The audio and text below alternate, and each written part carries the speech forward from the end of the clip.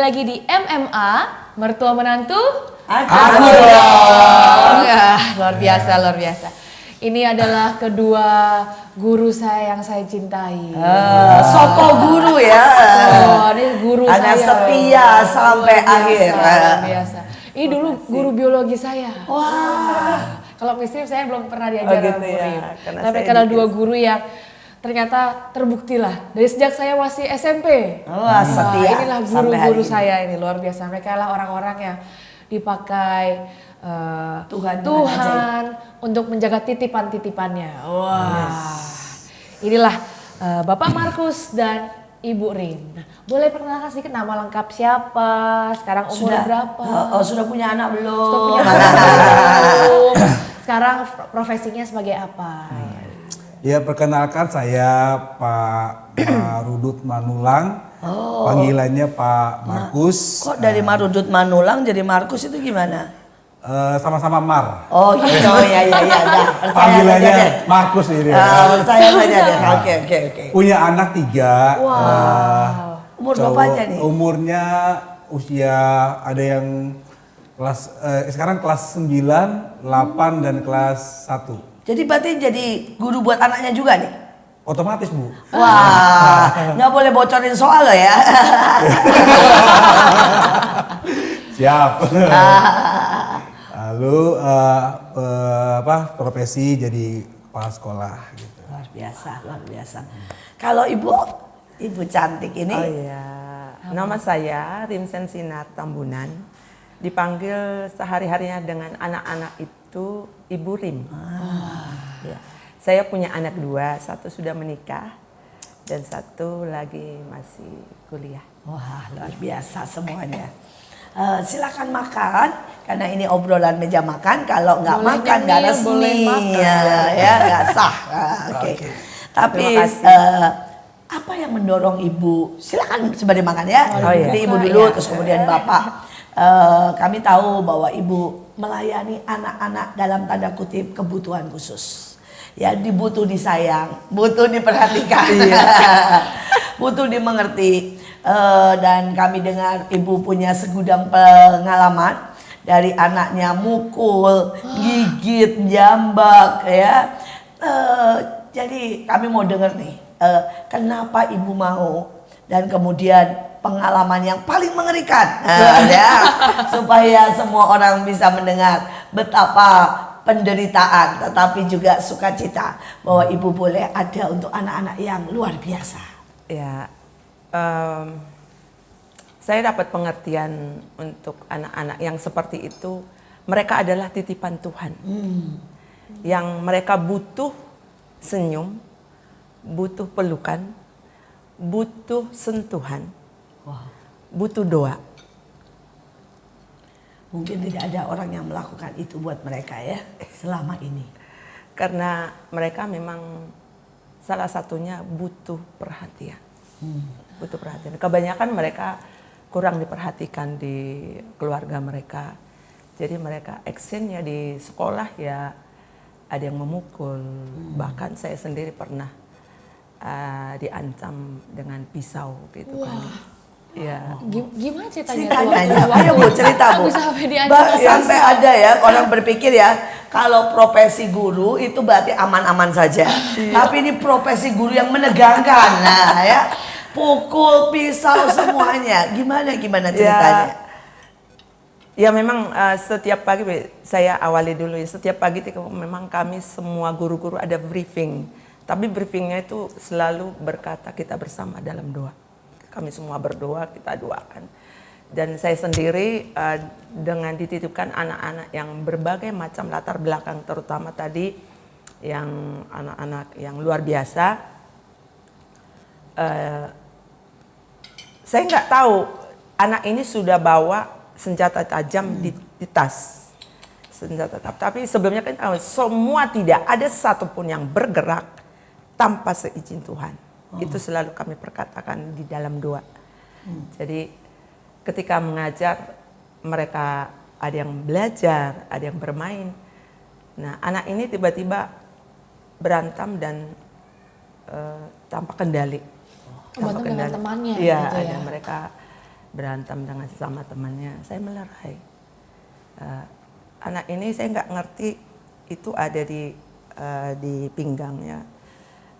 Saya nggak tahu awalnya bagaimana ya, kenapa dia bermaksud seperti itu. Nah, ibu jangan ikut campur tangan. Oh, dia langsung nggak keluar tahu Iya, bisa. hanya seperti, waduh saya harus bagaimana ini anak, gitu ya. Itu posisi sendiri atau ada guru-guru lain? Ya, guru-guru kan sibuk dengan yang Semuanya, lain semua juga. sibuk kan, Ya, karena selalu saya pesan ke teman-teman guru, selama mereka beristirahat tidak ada satupun guru yang meninggalkan kelas. Wow, Ya. jadi guru-guru tidak pernah istirahat Mengawasi, ya. selalu mengawasi. Kalau kalian mau makan, ajak mereka bareng makan, karena mereka juga butuh makanan, butuh ya ingin diperhatikan dengan semua hal, dengan permen sekecil apapun mereka sangat ya membutuhkan. Bukan mereka tidak mampu beli ya, tapi mereka itu sebuah Ungkapan cinta. bentuk rasa kasih sayang seorang guru kepada mereka. Padahal permen berapa ya satu, Iya. ya. Tapi buat mereka, saya diperhatikan, saya dikasihi, saya disayang, saya dicintai. Jadi bentuk-bentuk perhatian seperti itu yang mereka benar-benar inginkan.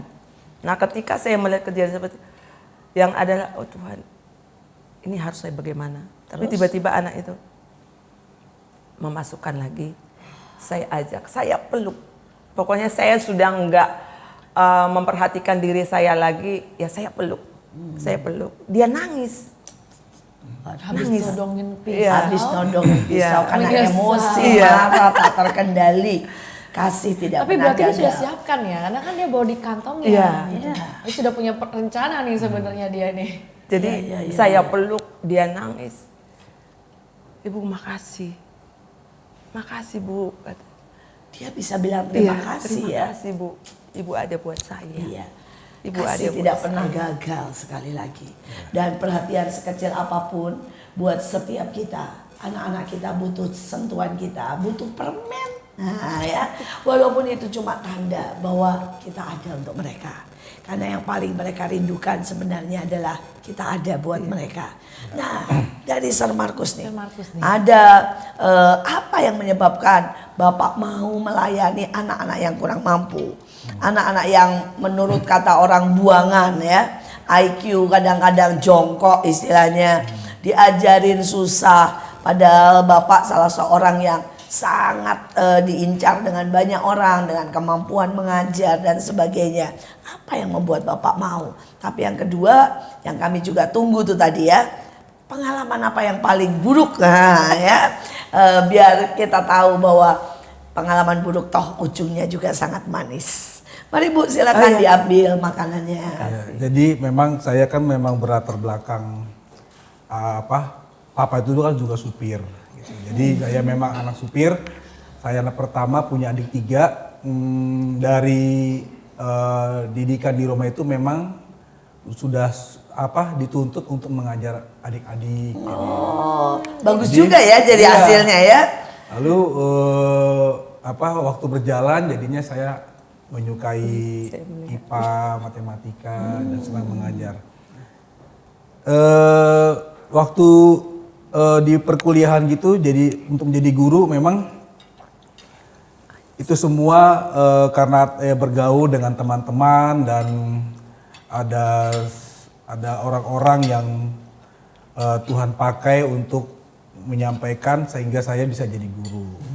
Dan jadi gurunya pun juga unik gitu kan, diajak oleh pacar yang sekarang jadi istri, sekarang jadi bergabung bersama-sama. Jadi istri juga mengajar. Mengajar, jadi kami keluarga guru. Wah, keluarga guru. Nanti anak-anaknya kita Anak lihat juga. ya, apakah anak-anaknya mengikuti jejaknya. Sehingga kalau saya bertemu dengan mata dari setiap anak-anak yang mereka tadi ibu bilang kurang mampu, terus akademis juga kurang, itu seperti saya ngelihat Flashback gitu. ya flashback dulu, sehingga itu membuat kecintaan saya terhadap mereka itu terus berusaha menyayangi mereka senakal apapun. Saya pernah diajakin ribut gitu di luar gitu kan, bertengkar di luar sampai Sama murid. sama murid ya, kelas 9. Nah jadi Dan kelas 9 sekarang tuh gede-gede ya. ya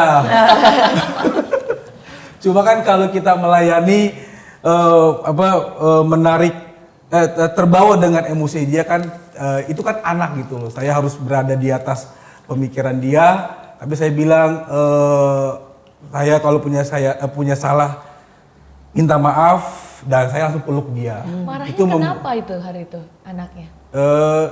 Kadang-kadang kan gini, ada anak-anak itu yang dari rumah itu kan sudah bermasalah. Oke. Itu cari perhatian, terus ya iseng nakal dan sampai Saya dengar katanya pintu jebol, iya itu itu. sudah kerjaan setiap hari katanya ya.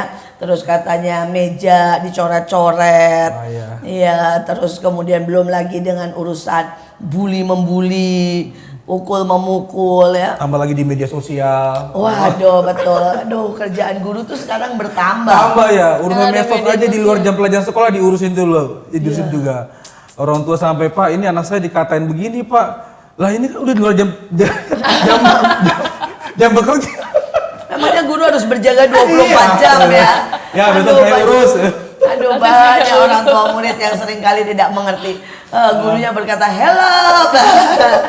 Sampai dikatain pun sampai lapor ya, lapor. Lapor ya. Bisa kita tolong ya. Jadi bukan cuma anak-anak ya, jadi orang tua murid juga saat ini nih di zaman now ini nih mesti kita dampingi, pimpin dan bina gitu. Jadi bapak dan ibu buat semua lapisan. Betul Bu. Nah, di zaman sekarang ini loh guru zaman sekarang ini bukan Guru cuma zaman sekarang nih, guru zaman sekarang apalagi benar-benar. kalau ketemu orang tua yang gaptek kan kasihan itu. Wah Kalau iya orang tua yang betul gaptek, betul dia betul. nggak tahu Belum- handphone. belum lagi kalau orang tuanya nggak punya handphone Nah. bagus. Wah, Iya, itu. nah ini benar-benar sebuah tantangan titipan Tuhan ya, beban tetapi juga tanggung jawab dan cinta. Iya. Ya. Nah, saya dengar pada waktu pandemik ini jelas masalah bertambah ya. Anak-anak menjadi tidak teratur, tidak terdisiplin. Kemudian mereka rata-rata karena anak bapak dan ibu kan memang dari golongan menengah ke bawah. Berarti banyak yang nggak punya handphone, orang tuanya nggak bisa ngajar. Nah ini cerita bagaimana ini? Saya mau dengar cerita sepanjang pandemik. Ya, dari memang kita data dulu ya. Siapa yang anak-anak yang nggak punya handphone kita ajak ke sekolah, kita tawari, ya kita layanin. Terus kita masukin ke lab komputer Bu, dengan yang ada. Gitu. Terus orang tua ini kan hampir semua tidak bisa mendampingi. Pelajaran sekarang itu kan jauh lebih berbeda. Saya aja udah nggak mudeng gitu ya pelajaran anak-anak. Ya itu memang apa ya teriakan emak-emak zaman sekarang ya. Iya, betul. Jadi mereka sampai keriting gitu loh sama dampingin. Ada yang sampai memberikan marah-marah terus belum handphonenya itu sampai apa cicil gitu ya demi anak supaya bisa belajar. Nah terlepas dari itu memang kita dari sekolah tuh mesti ngelibatin wali kelas supaya tektokan komunikasinya bagus, terus pelajaran lewat Zoom. Nah kalau misalnya tidak kurang puas kita ajak untuk bisa datang ke sekolah. Dalam jumlah yang terbatas ya dan sebagainya. Nah dari Bu Rim, ini kan anak-anak Ibu Rim Lebih jangan spesial. lebih spesial lagi ya. Bagaimana bisa belajar lewat HP atau lewat smartphone sedangkan di kelas tidak aja punya. yang dipelototin, diteriakin tidak bisa mengerti. Jadi yang kami lakukan ini sih tidak terlepas juga akan support daripada pemimpin kami di sekolah.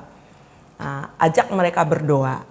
Sementara ini kan dengan suasana COVID seperti itu, bahkan pemimpin kami juga mensupport untuk kalau mereka tidak lagi ada beras, ayo bawa kita kasihkan beras. Jadi guru bukan lagi yang terima bayaran ya. Iya. Guru bagi beras, guru bagi makanan ini. Betul Bu. Wah. Jadi di saat kami masuk ke rumah-rumah, jadi kan sebelumnya telepon dulu, telepon yang bisa ditelepon, yang tidak punya telepon kami datangin, yang mereka siap kami datangin. Jadi kami pesan kepada semua teman-teman guru, kita datang ke sana, hadir di sana, membawa sebuah harapan, membawa sebuah keberanian, membawa sebuah kesembuhan, membawa sebuah penghiburan, dan membawa kasih. Jadi kalian harus berdoa, kita berdoa bersama mereka, benar-benar kita kasih penguatan. Artinya kita kalau memang mereka nggak punya beras, kita kasih beras. Mereka kita ajak berdoa bersama. Karena buat saya pribadi, tanpa doa semuanya sia-sia. Ada pengalaman pada waktu pandemik ya, misalnya ada keluarga yang sampai sudah tidak bisa makan, atau ada keluarga yang hampir misalnya putus asa karena di PHK. Ada nggak mungkin dari bapak dan ibu? Sampai Ada. bisa bayar sekolah. Ada. Oh kalau bayar sekolah itu juga pertanyaan ini ya. Lumayan Bu, lumayan. Ada yang orang tua tuh japri ya karena di PHK. Jadi saya minta mana buktinya dan dia kasih lihat. Memang kasihan sih. Apa makan gak makan Bu. Sehingga seperti apa yang teman saya bilang Bu Rip itu, kami dengan pemimpin untuk bisa kunjungan dari door to door murid kami dan kedatangan kami sungguh-sungguh membuat beberapa orang tua tuh nangis gitu loh. Karena masih di tengah-tengah pandemi masih ada yang peduli. Gitu. Jadi kami juga Dan dari sekolah lagi ya. sambil ngasih tugas. Gitu kan. Bawa tugas nih kerjain ya. Ya sir gitu. Luar biasa, Nggak luar bisa biasa. kabur, nggak bisa Nggak bisa kabur, Gitu. nggak bisa kabur. Nanti seminggu kami datang lagi buat ambil lagi. Gitu yang kita lakukan selama masa pandemi. Luar biasa. Dari Ibu Rip ada cerita?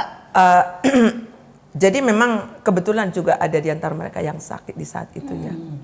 Jadi apa yang bisa kita perbuat seperti misalnya obat buat panas kita bawa juga, vitamin kita bawa. Artinya buat nilai seperti itu buat mereka sangat berharga. Artinya masih ada orang-orang yang peduli dengan kondisi suasana seperti ini. Jadi mereka benar-benar dihibur, mereka benar-benar diperhatikan. Buat mereka, wow, di masa sekarang masih ada orang-orang yang peduli dengan kamu. Jadi sebenarnya ini bukan cuma titipan dalam jam sekolah ya, tapi titipan ini sampai kalau sakit dikirimin obat, kalau nggak ada beras dikirimin beras gitu. Iya. Dan di luar jam sekolah yang diomongin di medsos mesti diurusin. Itulah guru zaman Itulah guru zaman now. Benar. Nah, tapi ini kan kita bicara titipan Tuhan ya. Ada waktu nggak orang tuh anak-anak sendiri ya justru marah. Mungkin bilang gini, papa dan mama ini ya sibuk ngurusin anak orang lain, anak sendiri malah tidak diurusin. Karena mungkin kan begini ya, kita udah begitu capek di sekolah, pulang udah males. Sedangkan anak-anak kita kan juga butuh. Jadi bagaimana mengatur waktunya? Ya, jadi betul Bu. Jadi untuk merawat titipan Tuhan itu tuh pada prinsipnya kita harus punya seni mendengar. Mendengar mereka, apalagi anak-anak dengan tumbuh besar dengan gadget mereka. Ya. Itu kan kemampuan mendengar mereka juga Berkurang sekali. betul. Kadang kita panggil alasannya A, B, C, D gitu kan. Nah, di sebaliknya kalau ketika mereka punya masalah, kitanya sedang pegang handphone juga kita harus siap dengan mendengar mereka dari A sampai Z.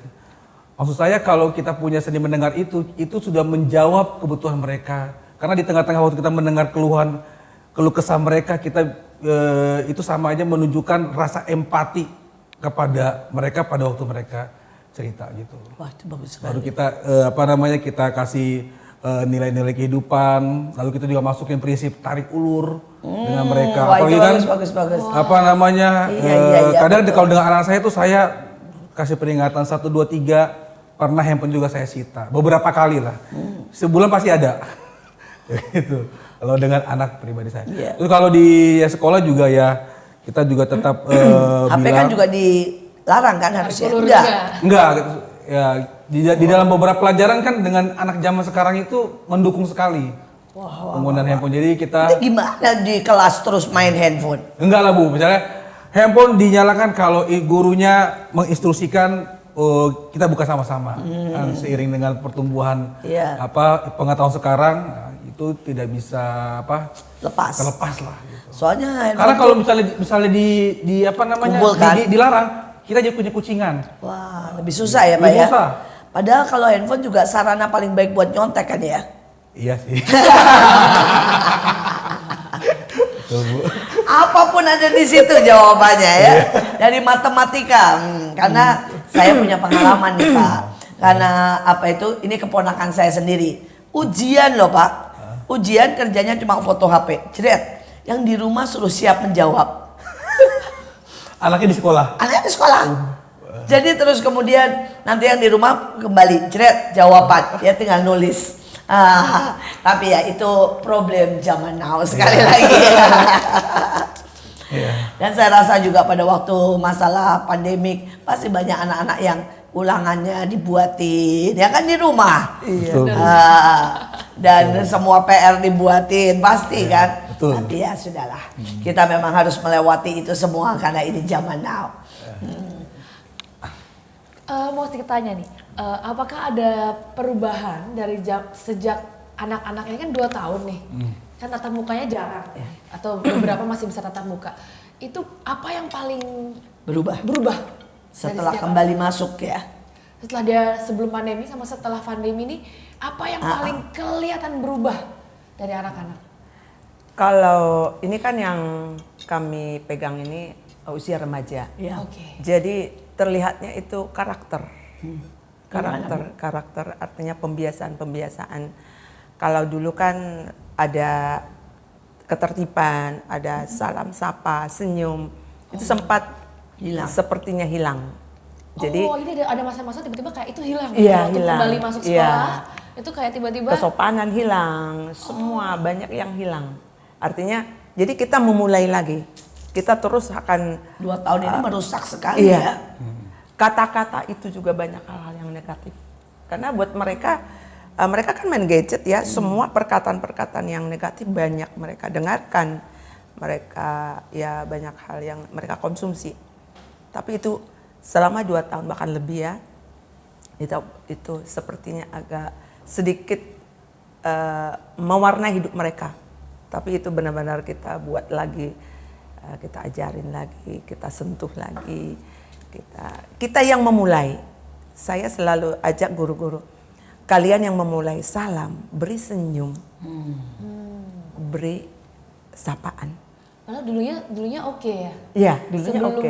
masa ini bisa ya Bisa salam, hilang, iya. sapa. Sudah Sekarang bertahun-tahun didikan 6 tahun ya. 2 tahun hilang. Itu bisa hilang. Tapi setelah kita memulai lagi, guru-guru mulai respon lagi, guru-guru terus kita ajak sama-sama, ayo lakukan. Kita yang mendahului, ibarat kata kita yang jemput bola. Ya, kita akan lanjutkan nanti. Iya. Sebelum kita lanjut, kita tetap stay tune di pariwara berikut ini ya. MMA mertua menantu. Aku dong.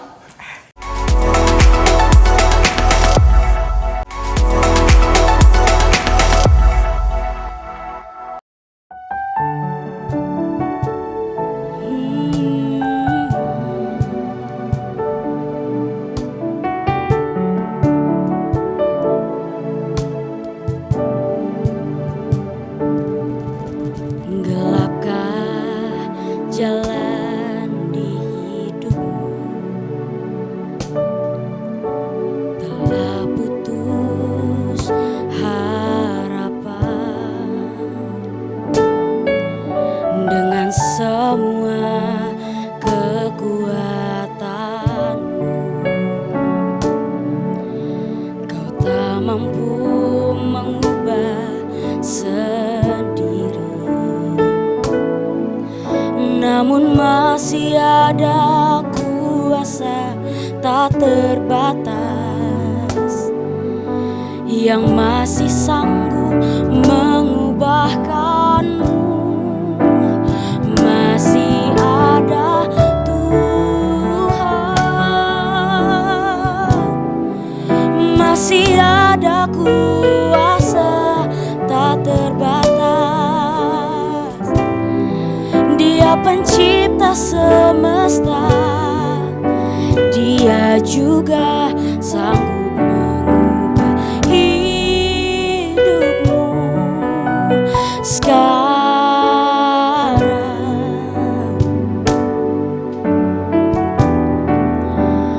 Masih ada Tuhan, oh, masih ada kuasa. Oh,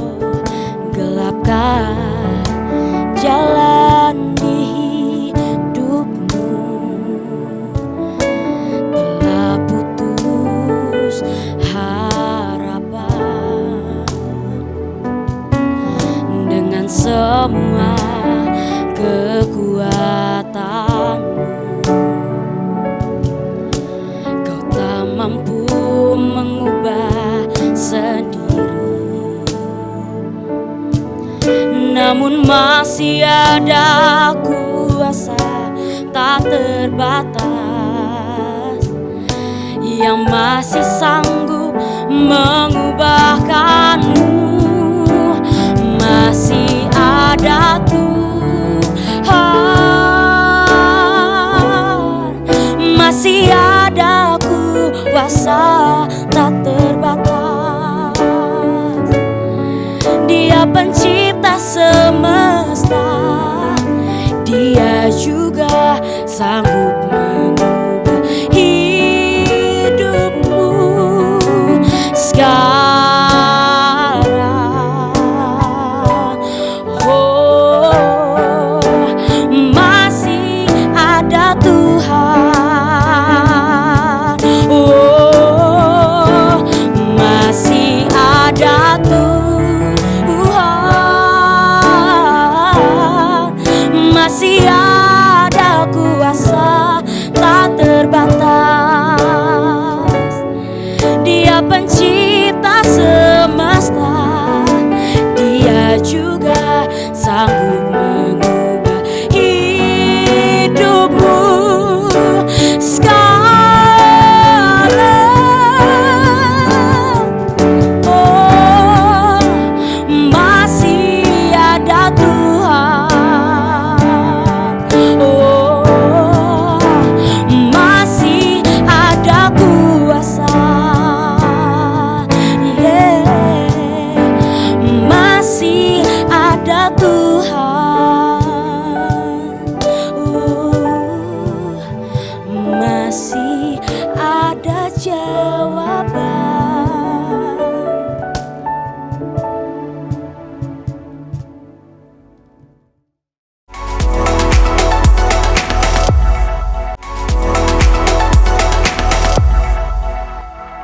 Kembali lagi di MMA, mertua menantu. Aku dong. Kita masih lanjut nih tentang tadi pertanyaan perbedaan anak-anak before sama after pandemi. Tadi kan Ibu Rim sudah menjawab ternyata kata salam, senyum, terus untuk sungkem Sapa. kalau ketemu yang lebih tua itu ternyata tiba-tiba karena Hilang. 2 tahun tuh tiba-tiba keriset gitu, nih lupa mereka harus diulang lagi. Nah kalau dari Pak Markus bagaimana anak-anak? Ya, kalau saya amati itu kemampuan mendengar anak-anak itu ketika dipanggil oleh guru, oleh papa mamanya itu mesti apa? Tambah turun lagi Iya, berulang-ulang kali. Nah, itu kan membuat indikator bahwa ini pengaruh pandemi begitu nyata sekali dalam apa mereka menyaut meresponi setiap pemimpin waktu mereka panggil. Nah, kalau kemampuan akademisnya udah jelas Turun sekali ya. Ya menurut data itu turun sampai 100% katanya. Iya, beberapa ya tidak murni, tapi itulah pandemi ciri-cirinya, kita mengerti. Tapi sekarang udah mulai normal lagi, kita mulai lagi pelan-pelan supaya mereka tahu mana pengerja-pengerja suatu yang benar dan yang salah. Lalu kelebihannya itu adalah saya temukan beberapa anak itu tiba-tiba menyukai bahasa Inggris. Karena kan waktu main gadget gitu kan, Mau tidak mau harus bahasa ya. bahasa Inggris gitu loh. Jadi tiba-tiba kalau saya tanya lagi wawancara dengan apa anak dan orang tua, anaknya bakatnya apa Bu? Kata anak saya bahasa Inggris. Oh dari mana? Itu setiap dia main game-game gitu, kan semua bahasa Inggris. Mau nggak mau dia jadi mengerti bahasa Inggris. Terus yang kedua kemampuan mereka mencari pengetahuan luar biasa, ajaib sekali. Iya, sangat cepat ya. Betul. Bahkan kami kadang-kadang jadi guru, kadang-kadang gini lebih menarik YouTube lah, TikTok. Mengajar gitu loh. Iya, betul, jadi mau nggak mau guru juga zaman sekarang juga harus meningkatkan kemampuannya. Ya guru kan punya perasaan. Kalau yang kayak gitu TikTok tidak punya perasaan, betul. gitu. Tapi memang persoalannya kalau menurut saya ya, anak-anak sekarang itu kalau secara materi, secara ilmu pengetahuan, secara mungkin sekedar knowledge ya, mereka bisa dapat dari semua gadget ya, semua tersedia. Tapi yang mereka tidak bisa dapat adalah pendidikan, ya karakter dan istilahnya jiwa yang kosong. Ini yang seringkali dibutuhkan anak-anak itu. Seperti yang tadi Bu Rim dan Pak Mastur berkata ya. Tapi juga disiplin. Karena siapa yang berani mendisiplin mereka? Kalau TikTok macam-macam kan tinggal dimatiin ya. Jadi Nggak suka tinggal ya, mereka tidak suka tinggal di saudara ya, di unblock, di block dan sebagainya, sudah selesai. Jadi lama-lama mereka menjadi individu yang benar-benar tidak bisa berinteraksi. Mereka juga jadi individu yang sangat keras kepala. Mereka juga jadi individu yang sangat egois. Nah sekarang menghadapi masa yang seperti ini, kiat-kiatnya bagaimana? Ya, jadi buat orang tua yang kita perlu membangun sistem disiplin di rumah. Jadi buat di tengah-tengah anak-anak remaja kita bertumbuh bersama, kita buat misalnya selesai penggunaan handphone misalnya jam 9 malam gitu ya. Apa bisa itu Pak?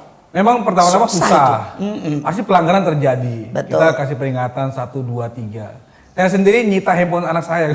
Iya. Bahkan ketika saya pernah mengalami Dia marah enggak waktu disita? marah. Saya juga lebih marah lagi. Karena Bahkan- seringkali kan, wah ini juga jadi curcol ini, curhat. Saya ini menghadapi banyak situasi seperti itu ya, dulu dan sekarang ataupun orang tua murid yang tanya. Begitu kita sekarang di zaman now, kalau kita marah sama anak, anak pergi, anak lebih marah. Terus kemudian anak mendiamkan, ya, dan anak tiba-tiba memutuskan hubungan dengan kita. Ya, anak zaman now itu seperti itu. Ke zaman saya nggak berani ya begitu ya. Sama bapak, sama ibu, sama guru itu kan anak zaman kita, zaman saya ya, bukan zaman ini. Dimarahin itu masih ada maaf gitu ya. Anak zaman now kan nggak ada. Nah ini bagaimana ini Pak? Dengan pengalaman juga dengan anak bapak sendiri dan sebagainya. Ya memang pada waktu kita terapkan disiplin itu, kita juga harus berani fair ya, memberikan apresiasi kalau mereka taat. Itu misalnya juga menyembuhkan psikis mereka lah. Misalnya kita makan bersama di luar, kita juga harus karena anak zaman sekarang pintar sekali ya, smart banget. Mereka akan terus push kita untuk memenuhi apa yang mereka inginkan. Betul. Tapi kita juga kan sebagai orang tua juga mau anak-anak kita ini bijak, terus tahu menggunakan waktu-waktu penggunaan handphone yang baik dan benar seperti apa. Jadi kita harus pakai prinsip tarik ulur itu memang akan terus akan kita mainkan Selamanya. Selamanya ya pasti. Beri pengertian dan yang penting adalah seni mendengar. Kita sebagai pemimpin orang tua itu harus ada. Jangan sampai mereka itu lebih banyak curhat kepada gadgetnya daripada kita sebagai papa mamanya dan gurunya. Tuh, gadget itu satu sisi menolong, satu sisi sangat berbahaya. Iya. Iya. Setuju Bu. Segala sesuatu, aduh, anak 6 tahun sudah tahu pornografi dari gadget. Ya. Ini karena itu kami orang tua juga perlu dengar banyak saran dari ibu-ibu, dari Bu Rim, dari bapak-bapak. Kalau dari yang kami sudah kami lakukan, jadi kami kan ada namanya rapat ya dengan orang tua. Jadi kasihkan pengertian, bahkan kita buat seminar. Jadi kita bukakan semua efek-efek daripada gadget tersebut bisa merusak radiasi mata, radiasi buat otak, buat Anak-anak juga sudah iya sudah dibuat. ada di situ. Jadi kalau kami ada sebelum masuk sekolah ada ibarat kata berdoa bersama, kita selalu edukasi, selalu sampaikan apa efek kalau kalian terus melekat dengan gadget ini. Jadi kepada pengertian. Jadi agak sepertinya sih awal-awal gimana caranya gitu, tapi terus kita ingatkan, kita pasang film yang benar-benar efek-efek daripada seperti itu. Ada yang sampai buta gitu kan, ada yang sampai mata merah, ada lagi yang rusak jadi kadang hiperaktif. Nah, jadi anak-anak ada rasa iya ternyata kalau terus ada kami dengan ini ya diri sendiri rusak. Dan orang tua murid dikasih pengertian, ayo lihat Bapak Ibu nih, tonton nih. Tidak selamanya loh benda-benda ini bagus untuk usia perkembangan anak seperti ini. Ngomong-ngomong ada cerita kisah story sukses yang selama ini sudah mungkin tahun-tahun sekian banyak meluluskan dan menarik anak panah, melepaskan mungkin dari bapak dan dari ibu. Ya setelah saya jadi guru 20 tahun, saya mendapati kepuasan seorang jadi guru itu adalah ketika melihat anak didiknya tuh ada pada posisi yang lebih baik bahkan yang dicita-citakan. Ah, itu ajaib itu. Angkatan pertama saya itu tahun 2004 saya sudah melihat dan saya sampai sekarang masih kontak ya Ih, lewat Facebook gitu. Kamu udah jadi apa? Kepala sekolah di Papua. Luar biasa ajaib. Kemarin aja ketemu sama orang tua yang adiknya masih sekolah di sini, ada yang sudah di Amerika, di Jerman. Di Jerman. Ada yang sudah jadi kapten pelabuhan. Keren-keren sih, Bu. Wow. Itu membuat saya sebagai bapak, sebagai guru tuh terus setia gitu dengan pekerjaan ini. Luar biasa. Salah satunya ini ya. Ini ya. Dokter sudahan, Pak. Dokter ya. Gurunya sudah jadi dokter juga belum ya? Justru ini kepuasannya melebihi gurunya. Gurunya sudah dokter. Senang saya. Terima kasih Pak Guru. Ini titelnya sudah sangat banyak sampai sudah berlapis-lapis sampai saya sudah tidak tahu. Iya Ibu Kes ya. Ini berkat Bapak salah satunya. Betul. Nah, kalau dari Ibu ada sukses story, cerita yang luar biasa. Kalau sukses itu kan proses ya Bu ya. Iya. Jadi ada anak kami yang hari ini, yang dulunya orang tua sudah benar-benar angkat tangan. Bahkan ketika saya panggil orang tuanya karena anak ini membuat kasus, sudah berhadapan dengan polisi dan tentara saat itu. Karena dia kembali lagi berantem. Jadi saat dipanggil, jadi bapaknya saya telepon, beliau bilang saya sudah tidak menganggap anak ini anak saya. Sampai seperti itu. Karena memang sangat nakal. Terus saya bilang, Pak minta tolong, bukan anak bapak yang minta, tapi saya. Tolong sekali lagi berdiri buat anak bapak. Saya bilang, Bu, Ibu mengerti nggak? Saya ini sudah sekarang ada di panggung.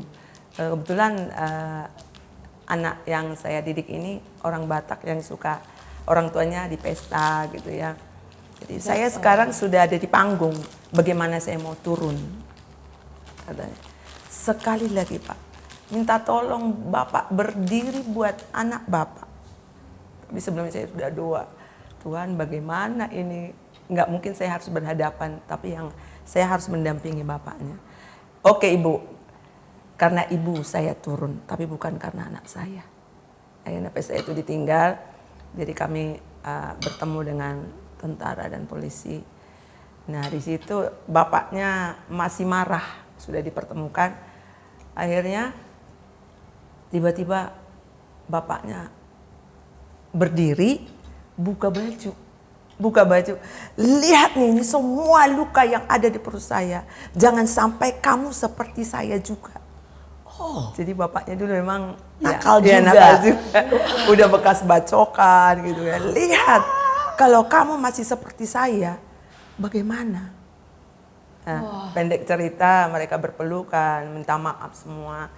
Nah, hari ini saya bisa menangis hanya karena ibu, kata bapaknya. Singkat cerita, anak ini sekarang yang tadinya udah nggak dianggap, kebetulan bapaknya itu komplikasi sakitnya sekarang. Jadi anak ini yang membiayai keluarganya. Ada 3 adiknya, mamahnya, bapaknya. Jadi ada 6 orang yang harus ditanggung jawab. Dan semua dia tanggung. Iya. Dari seorang anak yang sebenarnya tidak diperhitungkan dan sudah mau dibuang. Jadi buat saya, ya sebab saya juga orang tua ya buat anak saya. Artinya ya senakal apapun, anak kita jangan pernah berhenti untuk membela anak itu, berdiri buat anak itu. Sebuah statement yang sangat luar biasa, berdiri buat anak kita. Setiap anak butuh dibela, setiap anak butuh merasa ada orang tua yang berdiri di belakangnya. Sebuah statement juga yang luar biasa dengan berkata, kita mendengar. Seni mendengar itu sudah menolong 50% dari persoalan anak itu. Karena itu biarlah setiap kita meningkatkan seni mendengar, tetapi juga berdiri buat anak-anak kita, keluarga kita. Nah selama 20 tahun, Ibu Rim berapa tahun melayani ya? Sejak saya mengerti jadi guru saya 33 tahun. 33 tahun. Bahkan sebelum Kesia lahir. Sebelum Kesia lahir sudah jadi guru. Iya. Wow. Kalau ajaib. anak zaman sekarang sebelum di-download. Oh, sebelum di-download. Mesti kenal itu. Aduh, sudah aja sebelum di-download sudah jadi guru. Dulu tadi kan Bapak sudah cerita ya, karena dia dari keluarga yang seperti itu, jadi dia jadi guru ya. Tapi kalau ibu apa yang mendorong jadi guru? Dan memang saya dulu tamat SMP, terus keluarga mengarahkan kamu jadi perawat supaya cepat dapat kerja. Tapi karena saya pendek kecil, tidak lulus. Oh, nggak dalam boleh kalau jadi perawat itu. Saya baru tahu. Di zaman itu saya akhirnya sekolah yang bisa cepat kerja. Zaman itu saya ada namanya SPG. Ibu saya juga tuh Bu. Ibu saya juga lulusan SPG. Iya. Jadi SPG ya sampai kuliah ternyata asik juga ya jadi guru. Tidak pernah ada rasa menyesal jadi guru. Sampai hari ini saya tidak pernah menyesal, bahkan saya bangga Wow. menjadi seorang guru. Pahlawan tanpa tanda jasa. San Markus juga bangga sampai hari ini ya. Bangga dong. Wah, asik.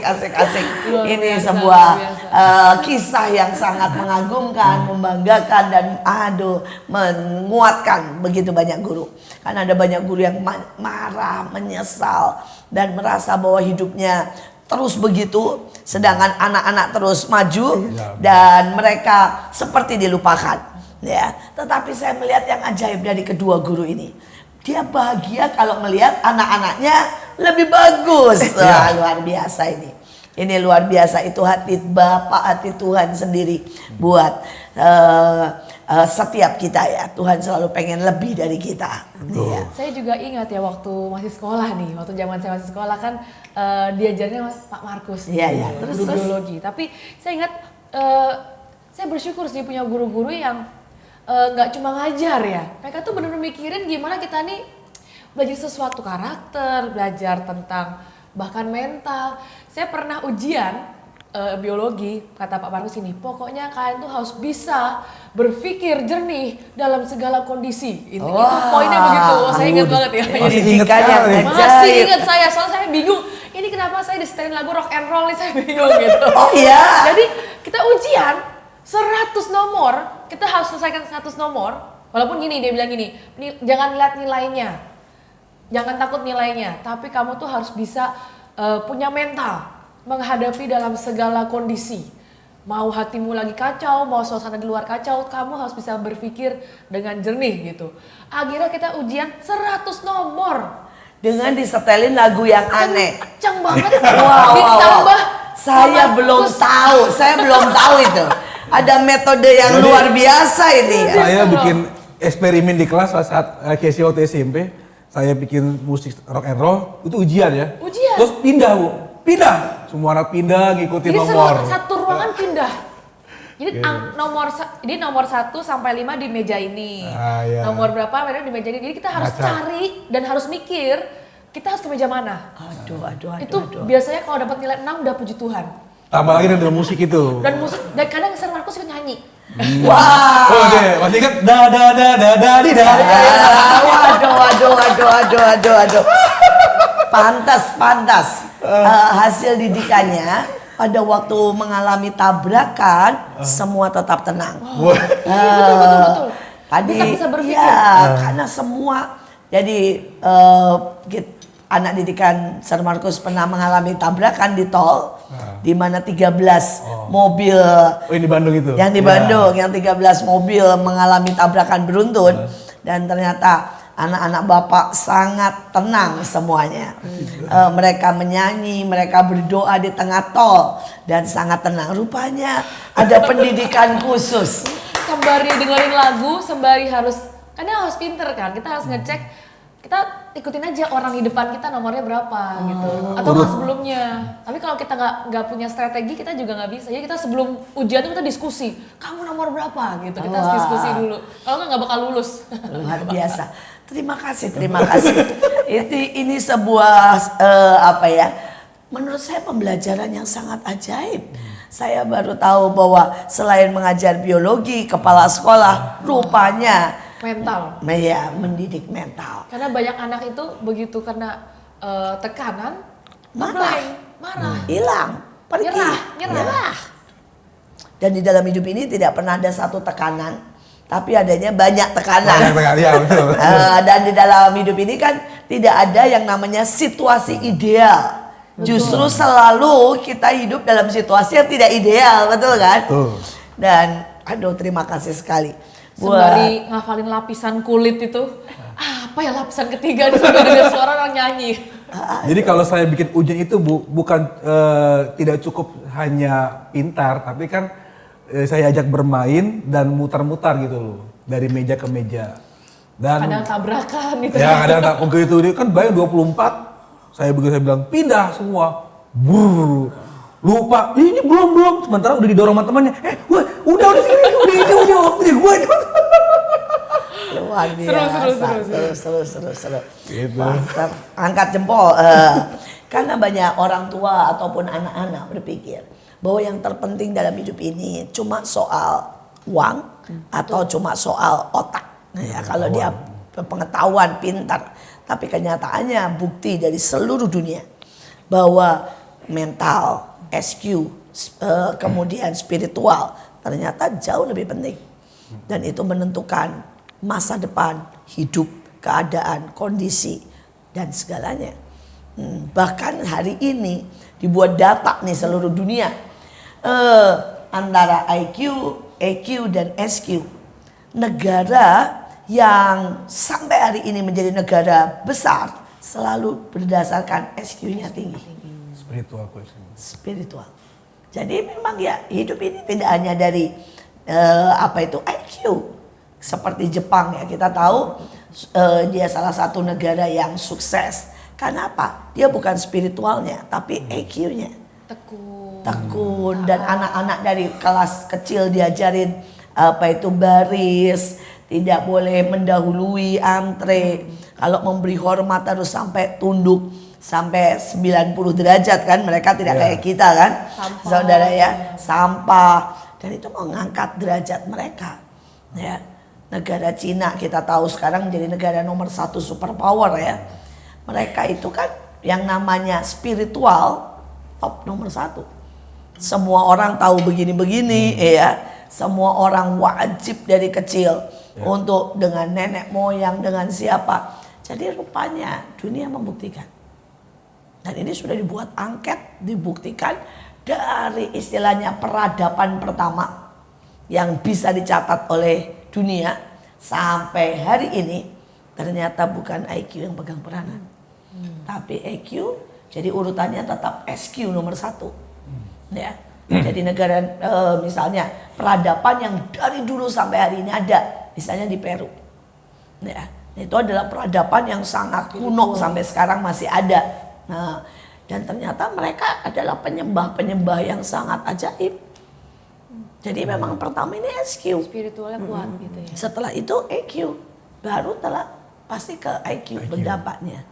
Ya, kita berharap bahwa nanti semua murid-muridnya luar biasa. Amin. Karena tadi sudah latihan tekanan. Nah, Amin ya. sekarang bagaimana dengan Bu Rim? Ya, saya mendengarkan bahwa anak-anak ini kan rata-rata EQ-nya mengerikan sekali. Ya, kita bahas EQ lah.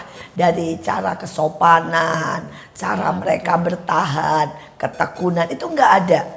Ya, mereka seringkali lebih cepat marah, bahkan kasar sekali, tidak sopan. Untuk ibu menyiasati mendidik ini bagaimana, Bu? Satu sih mereka perlu diperhatikan tadi, didengarkan. Makanya tadi di awal selalu saya pesan ke guru-guru, sentuh mereka ketika kamu bersalaman dengan anak-anak. Senakal apapun, ada sesuatu yang kalian alirkan, kesembuhan, kehidupan. Bahkan di situ ada yang namanya kebangkitan. Betul. Ada sesuatu yang sedang kamu alirkan. Betul. Jadi makanya kita jemput bola setiap hari. gurunya yang terus menghampiri, bukan Menyalam anaknya. dulu, kontak Iya. dulu, menyentuh dulu. Karena data juga menyebutkan seorang anak yang tidak pernah disentuh, Betul. walaupun semua disediakan, tetap mati. Karena rupanya sentuhan itu berdampak luar biasa. Dan anak-anak yang disentuh, IQ-nya meningkat. Ya. Hanya dengan sentuhan, itu kan sesuatu yang nggak masuk akal. Ya. Terakhir kita ada di ujung, saya minta buat Pak Markus memberikan pesan kepada semuanya yang sangat kuat nih, bagaimana menghadapi remaja now, ya. Dan Ibu Rim juga menyampaikan pada orang tua yang sudah sangat letih, anaknya bermasalah, anaknya tidak bisa diatur karena sangat banyak keluhan hari-hari ini. Oke, jadi buat Bapak Ibu guru semua yang mendengarkan pesan saya, mari kita kembali semangati diri kita untuk mendengarkan setiap kehidupan masa anak-anak remaja yang Tuhan titipkan sama kita, baik itu anak kandung maupun anak-anak didik yang dititipkan di sekolah. Kemudian mari dampingi mereka untuk sampai bisa menemukan talenta mereka. Wow. Bakat mereka, karena itu menjadi salah satu batu loncatan buat mereka untuk mencapai apa yang mereka pilih nanti di masa depan mereka. Jadi Bu Rim, Ya. Untuk semua para orang tua dan juga semua para guru-guru, saya mau mengajak sekali lagi, yuk sama-sama kembali, kita sama-sama berdiri buat anak-anak, berdiri buat mereka. Jangan pernah lelah, jangan pernah letih, jangan pernah capek. Kasihi mereka, sayangi mereka, peluk mereka, kasih senyum yang terbaik buat mereka. anak-anak adalah titipan Tuhan. Tapi anak-anak adalah seperti permata yang ada di dalam daripada sebuah tanah yang kotor, yang lembab, yang sangat mengerikan. Tergantung kita. Apakah kita akan membiarkan kekotoran itu melekat dalam hidup mereka? Ataukah kita mau tangan kita kotor, berjerih payah, dan kemudian mulai memoles mereka, memotong, walaupun mungkin kita mengalami begitu banyak tantangan dan begitu banyak kesukaran. Anak-anak itu sangat berharga, dan anak-anak itu sangat membutuhkan uluran tangan kita. Apa yang kita kerjakan dalam hidup mereka, itulah yang membangun mereka, membawa mereka ke masa depan. Mari jangan pernah biarkan anakmu tetap tinggal dalam kotoran, dan jangan menyerah, karena mereka semua tidak ada yang salah. Mereka permata yang luar biasa. Sekali lagi, jangan lupa mengurus setiap titipan-titipan Tuhan yang sudah diberikan dalam setiap hidup kita. Banyak orang yang tidak memiliki titipan Tuhan. Tetapi kalau kita dianugerahi mendapatkan titipan-titipan Tuhan, mau itu anak kandung, mau itu mungkin anak didik, tapi Tuhan tahu kita orang yang kuat dan bisa melewatinya. Sekali lagi, tetap stay tune di MMA, Mertua Menantu Aku Dong. Jangan lupa like, komen, dan subscribe YouTube kita Asia Zara, dan stay tune untuk episode selanjutnya. Sampai jumpa. Tuhan Yesus memberkati.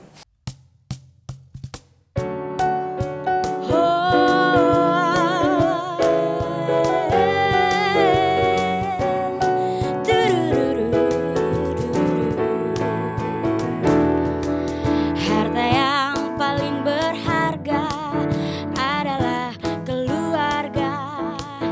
Istana yang paling indah adalah keluarga.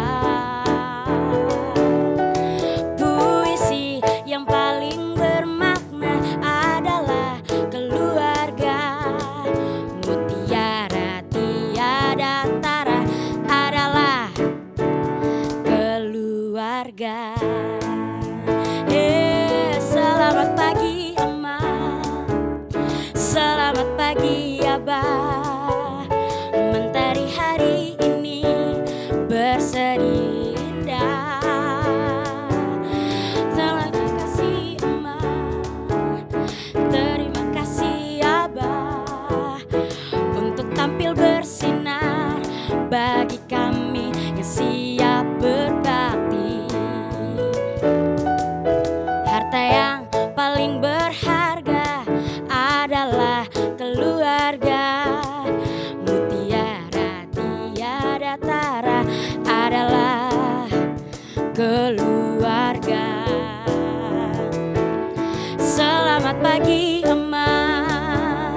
Selamat pagi Abah, mentari hari ini berseri indah. Terima kasih Emak, terima kasih Abah, untuk tampil perkasa bagi kami yang siap berbakti. Yang siap berbakti.